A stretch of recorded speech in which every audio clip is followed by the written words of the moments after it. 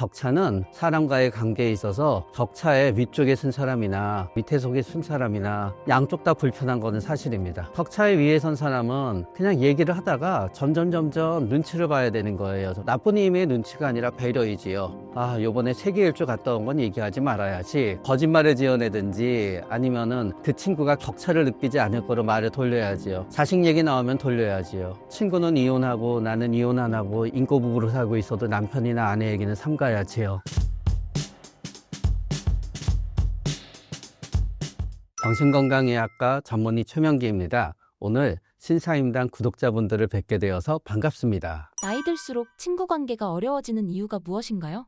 네, 50대의 어려움을 겪는 분들은 일단은 친구를 가지고 싶은데 뜻대로 잘 안 되는 분도 있고요. 사실은 나이 들수록 분명하게 친구 관계가 별로 좋지 않고 싫어지는 분도 있습니다. 그러나 평생 동안 본인이 이거 있어야 돼 라고 살다가 싫다라는 걸 처음 깨닫잖아요. 그게 좀 어색하거든요. 그러나 이제 싫다가 됐든 원하는데 원치 않는 게 됐든 다른 세대와 다른 이유는 몇 가지가 있을 수 있는데요. 첫 번째는 다 해당되는 건 아니지만, 예를 들어서 직장 다닐 때는 당연히 직장을 통해서 같은 동료이지만 이제 친구가 있게 되는 거고요. 그런 다음에 직장 일하게 되면서 서로 협력업체로 만나더라도 서로 친구 같은 관계들이 있게 됩니다. 그러나 이제 완전히 퇴직을 하고 그런 다음에 본인이 직장을 얻으려고 하는데 잘 안 되실 수도 있고, 혹은 직장을 얻었지만 그 전과는 연결성이 없어지게 되면은 이분들이 같이 어울릴 때는 친구구나 생각했는데 막상 직장 생활을 안 하게 되고 그러면은 서로 단절이 되거든요. 그럼 그때 알게 되는 거지요. 친분과 직장 관계 중에서 직장 관계가 더 우선이었구나. 그러면서 이제 거기에서 과거 직장에 준하는 어떤 단체라든가 조직이라든가 회사가 뒤에 백업을 안 해주게 되면은 사람을 만날 수 있는 루트가 완전히 줄어들게 됩니다. 그 다음은 또 이런 부분도 있습니다. 우리가 나이가 들면 들수록 점점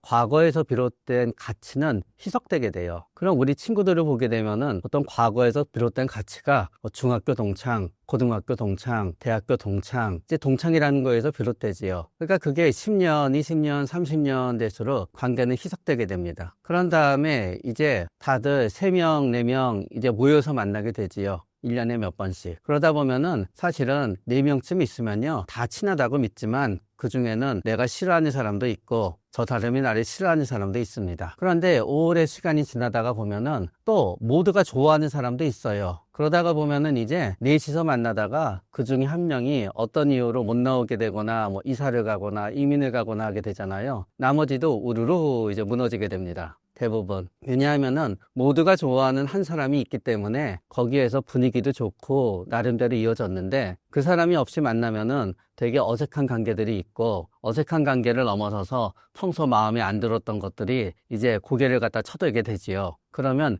굳이 만나야 될까? 생각하게 되는 거지요. 요거는 굳이 50대여서가 아니라 결국 세월이 지날수록 변수가 생기기 때문인데, 50대는 이제 제대로 변수가 생기게 되는 거고, 그런 다음에 또 나이도 들었으니까 다들 각자가 생각하는 거예요. 옛날에는 친구니까 참자였는데 왜 날 무시하지? 이렇게 되는 겁니다. 그런 다음에 50대는 요거는 이제 대한민국의 특별한 50대일 수도 있어요. 보통 지난 한 10년간 이렇게 뒤돌아보게 되면은 50대에서 어떤 사회적 격차가 확 나버리게 됩니다. 내가 첫 번째 산 집을 갖다 우연히 A라는 장소에 마련한 사람은 뭔가 확 올라가게 되고, 옛날에는 비슷했는데 나는 B라는 장소에 집이 있게 되면은 A를 보게 되면은 격차가 확 나타나게 되지요. 그런 다음에 또 부모의 격차는 진짜 죄송하지만 자식으로 나눌 수도 있습니다. 다 똑같다고 생각했는데 A는 의대에 가고 자녀들이, B는 그냥 자리를 영 못 잡고 있으면은 점점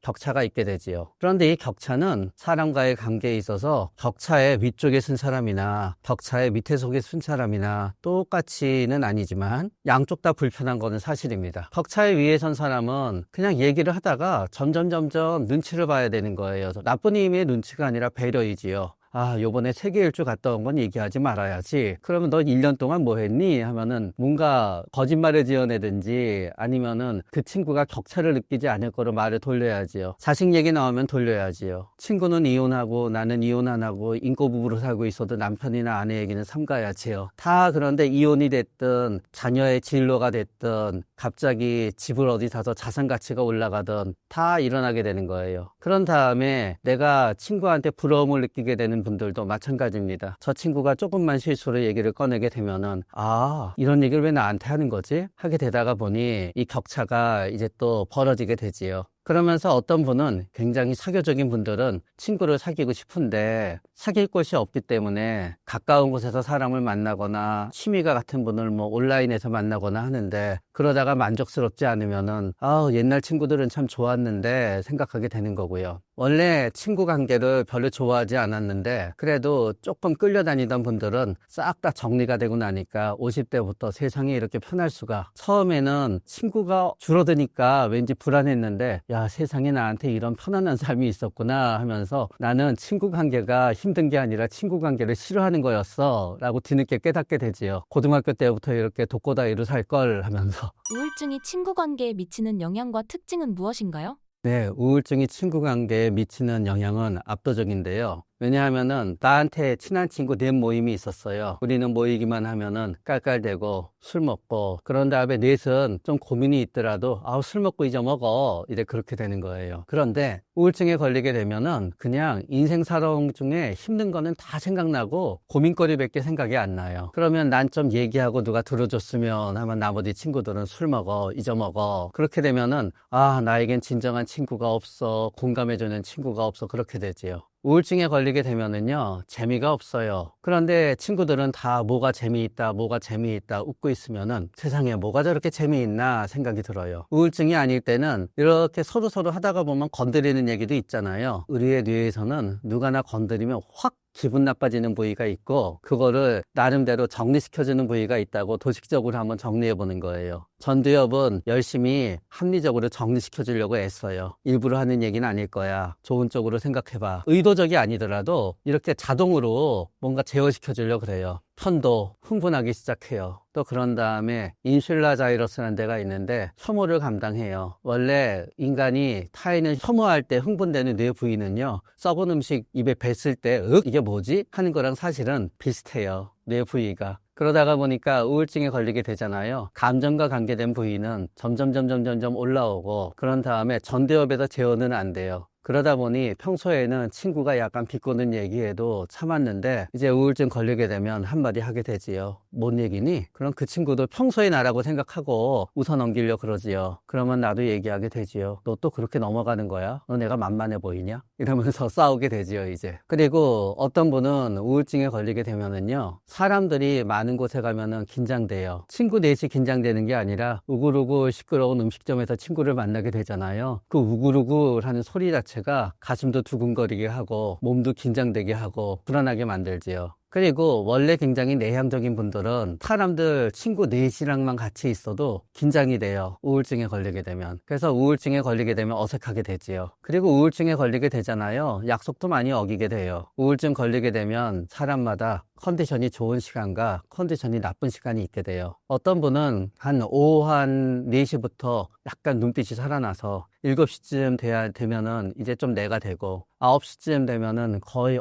평소랑 똑같아 다 나은 것 같아 해서 9시에 약속을 잡지요. 그 9시에 친구한테 전화해서 내일 점심때 보자 약속을 잡아요. 그리고 점심때 못 일어나요. 그러면은 일어나긴 하는데 야 화장도 하고 씻고 옷도 입고 나갈 생각을 너무 짜증나요. 그래서 약속 직전에 취소도 하고 그런 다음에 그냥 못 일어나기도 하고 때로는 취소 2번 하면 화낼 것 같으니까 오히려 시간 지나서 미안 나 자느라고 그러다가 보니까 잘 안 돼요. 그리고 또 반대로 어떤 사람은 해만 딱 지면은 완전히 침울 모드예요. 그러나 억지로 약속은 지키러 나갔는데 묵묵부답이에요. 그런 상대방이 생각하지요. 기분 나쁜 일이 있나? 기분 나쁘면 만나지 말자고 하지 왜 나와 있지? 그렇게 돼요. 그리고 또 마지막으로 우울증에 걸릴 때 친구 관계를 갖다 엄청나게 망가뜨리는 건 주사예요. 주사도 똑같이 취하면 필름이 끊어지는 사람이 있는데 그분이 예를 들어서 겨울마다 우울증에 걸리잖아요. 봄이나 여름에 필름이 끊기면 되게 웃기고 재밌고 귀여운 짓을 많이 해요. 스마트폰으로 찍어서 나중에 보여주면은 부끄러워하긴 하지만 괜찮아요. 그런데 그분이 이제 우울증에 걸린 상태에서 어떤 사람은 주사를 하게 되잖아요. 안 그러던 친구가 욕을 하고 시비를 걸고, 그러면 우리는 그게 술 때문에 그런다고 생각을 못 해요. 왜냐하면 옛날에 술 먹고도 안 그랬거든요. 아, 이게 평소에 나한테 억하심정이 있었나? 위험한 인간이네 하고 서로 멀어지게 되지요. 또 어떤 분들은 이런저런 이유로 나에겐 진정한 친구가 없어 하면서 내 말을 잘 들어주는 진정한 친구 한 명을 우울증 기간에 사귀게 되지요. 그러나 우울증이 지나가게 되면은 그 친구랑 있으면 재미가 없는 거예요. 얘는 운동도 안 하고 웃긴 짓도 안 하고 게임도 안 하고 진지하니까 재미가 없어요. 그래서 그 친구가 만나자 그러면 슬금슬금 안 만나고 원래 만나던 친구들을 만나서 신나게 놀지요. 그러면 또 우울증 걸렸을 때 좋은 친구였던 친구는 또 역시 세상에 믿을 사람 없어 하게 되지요. 우리가 나쁜 친구 관계를 쉽게 끊지 못하는 이유가 무엇인가요?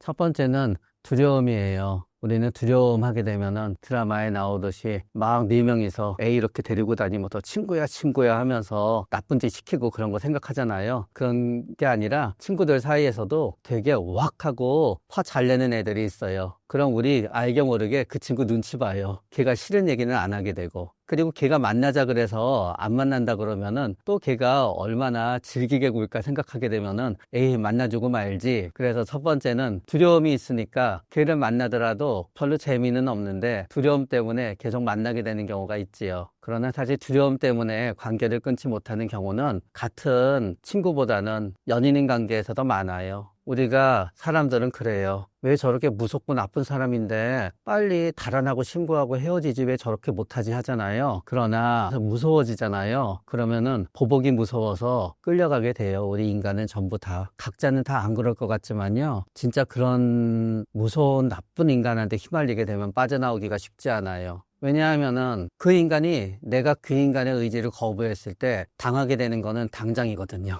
그러나 당장의 고통을 감수하고 미래의 안정을 취한다는 거는 굉장히 어려운 일이에요. 두 번째는 동일시예요. 자기 동일시지요. 왜냐하면은 내 친구들은 전부 다 저 판사인 친구도 있겠지요. 이 방송을 보시는 분의 나이에 따라 달라져요. 요새는 판사님 되려면은 변호사를 거쳐야 되기 때문에 어떤 분은 판사인 친구가 있고 어떤 분은 아직 판사인 친구가 없는 분도 있지요. 어쨌든 내 친구들은 법조인, 의사, 대기업에 취직해서 빨리 승진하고 있고, 그 친구들이랑 있으면은 나는 그 모임에 나가면은 조금 약간 위축돼요. 나만 별거 아닌 것 같아요. 그럼 안 나가야 되잖아요. 그런데 또 내가 다른 모임에 가잖아요. 그 친구들 자랑해요. 그렇기 때문에 자기 동일시 심리가 있다가 보면은 어울리게 되는 거예요. 그래서 어떤 분은 부자인 친구들을 만나고 오면은 씁쓸하지만 또 부자인 친구들을 갖다 만나요. 어떤 분은 외모가 출중한 친구들을 만나고 오면 씁쓸하고 외모 갖고 그 친구들한테 놀림도 받지만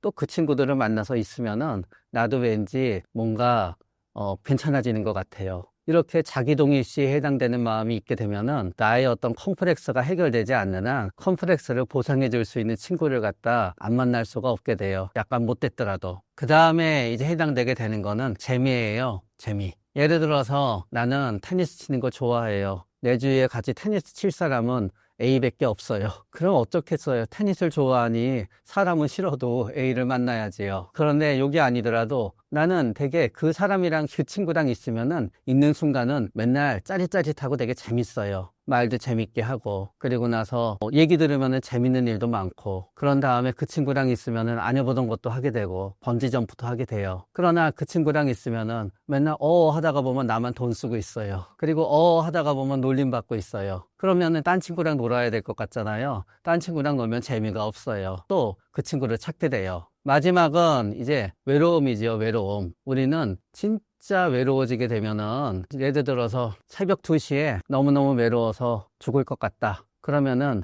새벽 2시에 전화 쫙 돌리게 되는 분들이 있어요. 전화 딱 돌리게 되면은 꼭 내 전화번호 중에 한 사람 새벽 2시에 만나자 그럼 만나는 사람이 있어요. 만났는데 그렇게 맨날 돈도 띄어먹고 그리고 나서 내 뒷담화도 까고 그러는 친구이지만 새벽 2시에 전화 돌리면 걔만 나와요. 외로워서 죽고 싶을 때. 그러면 그 친구 만나야지요. 그런데 보통 이 네 가지가 어느 한 가지만 있는 건 아니에요. 우리는 어떤 친구가 되게 무섭다. 그러면은 무서우면서 그 친구랑 있으면 되게 재밌는 게 불가능할 것 같지요. 사실은 많은 경우에 가능해요. 왜냐하면은 사람을 무섭게 하는 사람들은 충동적이에요. 진짜 재밌고 이 말 저 말 막 하고 재밌게 사는 사람도 충동적이에요. 그러면서 무서우면서 동시에 재미있을 수 있는 거예요. 그리고 충동적인 사람은요, 새벽 2시에라도 만나자, 그런 충동적으로 나와요. 그래서 사실은 이게 어느 하나가 아니라 다 합쳐질 수가 있는 거예요. 거기에다가 그 충동적인 친구가 되게 돈도 많아요. 그러면 네 가지를 다 갖추게 되지요. 그러면은 그냥 싫어도 만나게 되는 거지요. 진정한 친구의 의미와 가치는 무엇인가요? 진정한 친구를 생각하게 될 때는 대부분 내 주위에 진정한 친구가 없다라고 생각하게 될 때예요. 그래서 우리는 친구가 엄청나게 많아서 매일 10명씩 만나는 모임이 한 10개 있는 분들도 막상 인생의 고난에 닥치게 되면은 자신의 고난에서 벗어나게 되고 도와줄 진정한 친구가 있나 찾아보게 되면은 다 진정한 친구가 없어요. 왜냐하면 내가 갖고 있는 게 돈 문제예요. 큰 빚을 졌어요. 한 1억쯤 있어야지 해결이 돼요. 그런 내 주위에 1억 빌려줄 친구가 누가 있겠어요. 그런 다음에 예를 들어서 내 자녀가 엄청나게 크게 다쳤어요. 그러면은 이렇게 자녀가 심하게 다치고 괴로움을 갖다 이해해 준다라고 생각하게 되면은 사람들은 생각하거든요. 적어도 나랑 동급의 상처를 갖다 받지 않는 사람이다 그러면은 이해를 못 해주는 것 같아요. 친구가 만나서 위로해 주더라도 마지막에 이런 얘기 하게 되지요. 그러나 네 아들은 멀쩡하잖니, 이 딸은 멀쩡하잖니. 그러면 또 상대방도 기분 나쁘죠. 내 딸이나 내 아들이 망가졌으면 좋겠다는 얘기인가? 그러다가 보니 우리는 인생이 고난에 닥치게 되면은 친구가 많아도 내 마음을 이해해 줄 수 있는 사람이 없는 것 같아서 진정한 친구를 찾게 돼요. 그런 다음에 내가 원래 친구 없이 잘 다녔던 사람이에요. 친구 필요 없어요. 예를 들어서 혼자서도 굉장히 재밌게 지내고, 우리는 친구가 없고 없는 분이다 하게 되면 직장 동료하고도 굉장히 못 지내고 어색할 것 같잖아요. 이런 분이 있어요. 직장 동료하고도 동료로 일하는 동안 싹싹하고 굉장히 잘해요. 그리고 나서 고객한테도 잘해요. 그러나 이분은 딱 그 이상의 관계를 맺는 건 싫어해요. 딱 그거로 끝나야 되는 거예요. 단골이면 단골이지 괜히 밤에 전화하거나 그러면 싫은 거예요. 직장도 동료면 동료고 서로 그런 거지 몇 번 보지도 않았는데 형, 언니. 요새는 젊은 세대에서는 누나란 얘기도 많이 해요. 누나. 그런데 누나 들으면 다 좋을 것 같지요. 별로 마음에 안 드는 사람이 누나 그러면 막 징그러워요. 그건 생각하지요. 언제부터 내가 네 누냐냐. 그런 식으로 해서 인간 딱딱 잘 살아오던 분들이 이제 힘들어지잖아요. 힘들면은 약해지잖아요. 약해지면은 누가 있었으면 생각하게 돼요. 그래서 진정한 친구에 대한 생각도 하게 되고, 그리고 또 안 그러던 분이 결혼 생각도 하게 되지요. 그래서 이렇게 힘들 때 진정한 친구를 못 찾으니까 진정한 남편, 진정한 아내를 찾고 결혼하고 내가 그때 왜 그랬을까 하고 후회하고 이런 경우가 많지요. 결국은 진정한 친구가 중요한 의미는요, 우리는 삶이 무너질 때 나를 안정시켜주고 어디에선가 나를 끝까지 믿어줄 수 있는 진정한 친구를 원하는 마음 그 자체가 중요한 거예요. 어쩌면은 희망의 눈에 보이는 형태이지요.